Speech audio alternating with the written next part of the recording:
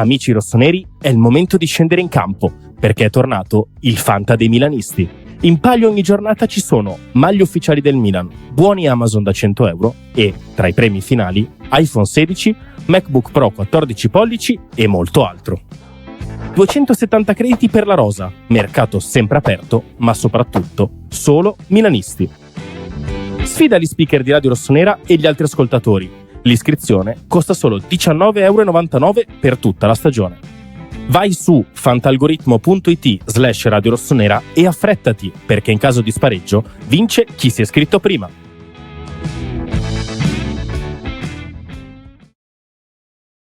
E ben ritrovati amici di Radio Rossonera, ben ritrovati a tutti in questa mattinata, sabato 2 agosto del 2025, obbligo di riscatto che non vi lascerà neanche in questo mese di agosto, tira dritto fino al 1 di settembre, quando finirà finalmente questo calciomercato, che come al solito, quando inizia siamo tutti belli, allegri e felici, quando inizia a essere a un mese dalla fine. Non vediamo l'ora che finisca. Enrico Boiani, ciao Henry. Ciao, buongiorno a tutti, ben ritrovati. Oggi, farlo in questo periodo, Simo, è ancora più da affezionati, da persone che ci vogliono bene. Mettere like, quindi cliccare il pollicione in su, iscriversi, perché tanti di voi non lo sono ed è gratis e ci dà una mano, abbonarsi, aiutarci economicamente a 2,99, farlo in questi giorni, soprattutto per noi che andiamo avanti imperterriti a raccontarvi questo mercato del Milan arenato, e ancor più da persone che ci vogliono bene, quindi grazie a tutti coloro che continuano a farlo. Allora, se volete mettere like, grazie come al solito, eccetera, ma Henry, c'è una breaking ma news. Cos'è? Perché ieri nella nottata Gazzetta dello Sport, che poi oggi l'ha messo sul giornale, ha tirato fuori un nome nuovo per il terzino destro. Ora, se pensate di conoscerlo, vi sbagliate, perché penso che nessuno di voi si metta a guardare la Super League svizzera, ovvero il nome è quello di Zachary Atekame, terzino destro dello Young Boys, molto giovane, insomma, ha 20 anni, ne farà 21 a dicembre, svizzero, della nazionale del 21 svizzera, no. Quindi no, proprio svizzero. Peraltro, quindi è della nazionale di Ardon Jajari, è stato il capitano di questo ragazzo. Sì. Per dire.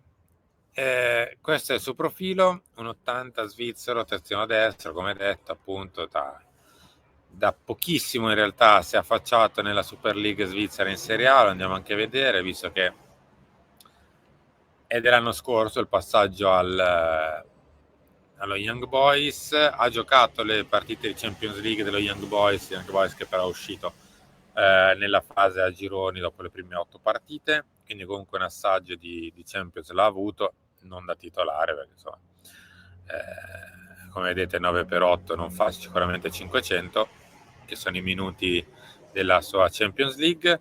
L'anno scorso, anzi 2 anni fa in realtà, giocava ancora al Neuchâtel in Serie B svizzera, ma insomma ci può anche stare, aveva 18 anni, ragazzo molto giovane, molto acerbo, mi verrebbe da dire, e onestamente finisce qui la mia considerazione su questo ragazzo, perché chi caspita perché si guarda, non lo conosciamo. Sì. Onestamente non lo possiamo conoscere, faremmo veramente una finta clamorosa a dirvi le caratteristiche di questo ragazzo. Harry, non so neanche cosa dire, nel senso, questo nasce dal presupposto che Guela 2 è bloccato perché lo Strasburgo chiede 30 e noi dovremmo aver capito che 30 sono e 30 sono. Non per flexare, Simo, la questione, ma ve l'avevamo detto già pochi giorni dopo che era uscito il nome di Guela, dopo che erano uscite le prime notizie da altri colleghi che parlavano di un Guela 2 difficile per i costi. Avevamo sentito tanti colleghi dalla Francia, dallo Strasburgo, e ci hanno detto: guardate che lo Strasburgo non lo vuol vendere, ha già venduto bene altri, e quindi se lo vuol far partire o se lo farà partire per una cifra importante. A noi ci avevano detto sui 28, insomma 25, 28, ad avvicinarsi ai 30 e più o meno siamo su quelle cifre lì. Non lo so, è anche qui una situazio a parte che se non li cerchiamo svizzeri quest'anno non siamo felici, ormai è una constatazione, ma a parte questo, allora sappiamo che il Milan entro il 1° di settembre deve avere un nuovo, attaccante, una nuova mezzala, presumibilmente un nuovo terzino. È anche ovvio, Simo, che li devi avere, ma per aumentare il livello. Cioè, se il terzino che vai a prendere è inferiore a Alejandro Jiménez, come esperienza, come età, come qualità e via dicendo, ha senso, sì, numericamente, ma fino a una certa. Idem per la mezzala, idem per l'attaccante. Attaccante ci serve, punto, proprio numericamente. Gli altri no. Quindi bisogna vedere, bisogna capire.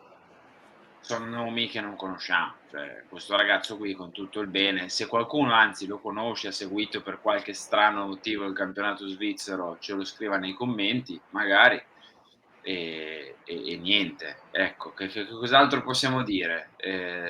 Riportiamo, però tipo non so Niente. se può tipo essere il titolare lui davanti a Leandro Jimenez, cioè un ragazzo con per dire, la metto lì a provocazione, cioè quasi quasi tra lui e questo, tra questo e Jimenez fa il titolare Jimenez, e quindi non lo so, dovremmo prendere il titolare noi lì.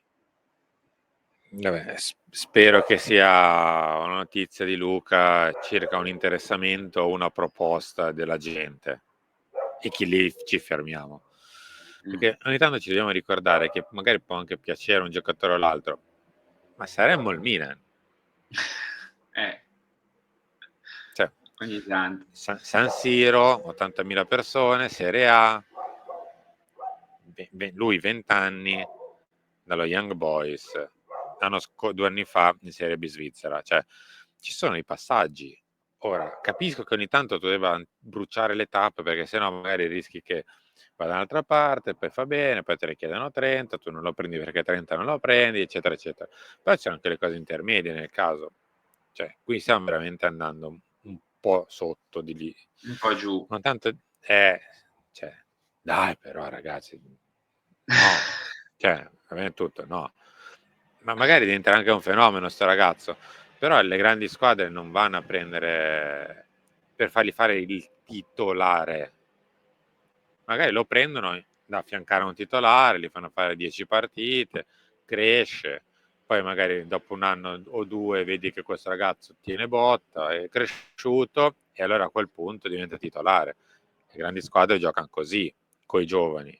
Lo prendono un signor X e lo sparano in campo. Vabbè, spero che sia appunto una proposta degli agenti, che peraltro sono gli stessi di Kalimundo, Ciacciua e compagnia, quindi li abbiamo già incontrati in vicende legate a dinamiche di mercato di quest'anno.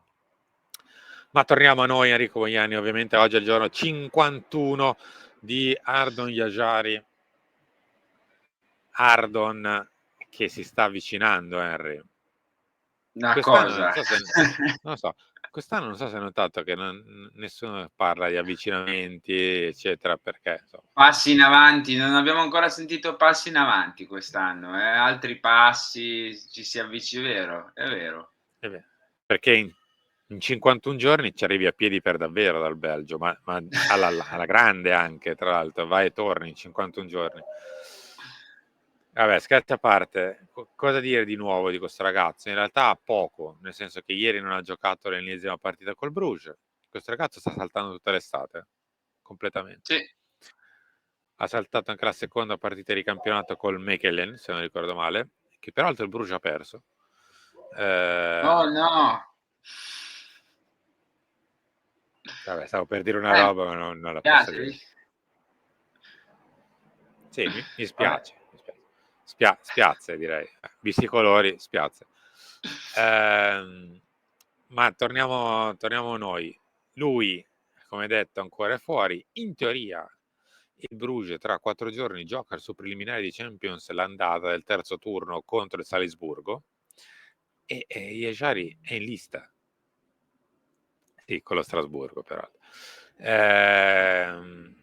E Yejari è in lista, quindi come ci ha detto ieri Gianluigi Longari, che poi magari se non vi siete visti potete recuperare o nel talk o direttamente domani nella clip, ci ha detto che insomma il Bruges voleva farlo, questo tentativo di tenere il ragazzo fino almeno ai preliminari, perché i preliminari, come sapete, soprattutto per una squadra del genere, sono tanta roba, insomma, sono per noi, figuratevi per il Bruges, andare a giocare la fase a gironi. Peraltro il Bruges l'anno scorso ha fatto un'ottima Champions League, eliminando anche l'Atalanta dopo nel turno successivo, quindi insomma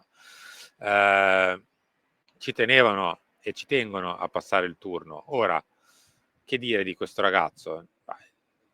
Nulla in realtà, nel senso che non è successo nulla e nulla succederà fino a lunedì, martedì, quando arriverà chi decide, che non è Tare, non è Allegri, ma è Furlani. Certo. Come al solito, anche qui che delibererà le nostre scelte, l'ultimo passo, rilancio, ce ne andiamo, restiamo. Esatto, cioè il Milan a questo punto deve tra virgolette fare il Milan l'ultima mossa, cioè o gli dai effettivamente quello che chiedono e fine dei discorsi, basta, stop, e la chiudi e vendi è buona, o fine dei discorsi e basta, cioè arrivederci e baci, vado su un altro, cioè non è che, ma anche perché cosa vogliamo fare? Vogliamo arrivare al 28 di agosto in questa situazione in cui siamo lì a rilanciare, stallo, attesa, via libera sì, via libera no, pressione del giocatore, cioè vogliamo fare un altro mese intero? Direi di no. Vediamo di risolvere la questione questa settimana, anche perché il 17 si avvicina, Milan-Bari si avvicina, Milan-Cremonese ancora di più. Quindi bisogna, cioè ancora di più no perché è la settimana dopo, ma volevo intendere che è più importante l'appuntamento, non tanto a livello tempistico, essendo dopo non è ancora di più, scusate. E quindi bisogna far qualcosa, anche perché Simo, noi siamo qui a dire Yashari fondamentale, trattativa lunga, logorante, la telenovela del mercato, sì, verissimo. Però a centrocampo tu numericamente ci sei, cioè se c'è una partita dopodomani, i giocatori in campo da metterli li hai, poi magari non sono a livello, poi magari Yashari è la ciliegina sulla torta per il centrocampo che è un po' risistemato con Modric, con Ricci, va bene, però tipo l'attaccante, cioè se domani Santiago Jimenez ha la febbre, no? Deve giocare Leao. Punto, cioè non ce l'hai proprio l'attaccante e ancora siamo al 2 agosto e giustamente le energie si mettono per Yashari. Sarà un mese chiave, sarà un mese importante, sarà un mese tosto, difficile dal punto di vista del mercato perché 3 colpi devi fare e sei ancora dietro al primo con la telenovela, i rilanci e i passi in avanti e tutte le cose che abbiamo raccontato anche i giorni scorsi. Siamo arrivati in chiusura perché davvero non c'è molto altro da dire, anche perché tipo le operazioni in uscita per ora sono ancora ferme, nel senso che Okafor se parte per un titolo definitivo, e titolo definitivo non sono arrivate proposte, Musa idem, e quindi sono arrivate al massimo però le ultime, qualche accenno di proposte di prestito, anche qui poco per ora, e quindi aspettiamo che torni il boss. Sì, aspettiamo che e ci non sia è questa Ibra. sorta di... No, non è Ibra, non è Tare, non è Allegri, non è nessuno di loro. Sì, aspettiamo che ci sia questo incontro, questa sorta di nuovo summit, punto della situazione sul mercato e vedremo cosa deciderà Furlani per il Milan. Grazie. Ciao, ciao, ciao. Ci vediamo oggi pomeriggio con la stanza di bottoni con il mister che ha spiegato i primi movimenti veri sul campo della fase difensiva di Massimiliano Allegri. Ciao.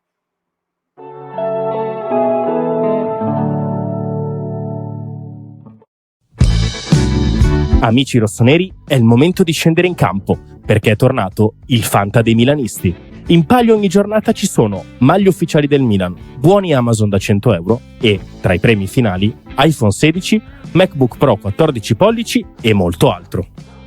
270 crediti per la rosa, mercato sempre aperto, ma soprattutto solo milanisti. Sfida gli speaker di Radio Rossonera e gli altri ascoltatori. L'iscrizione costa solo 19,99 euro per tutta la stagione.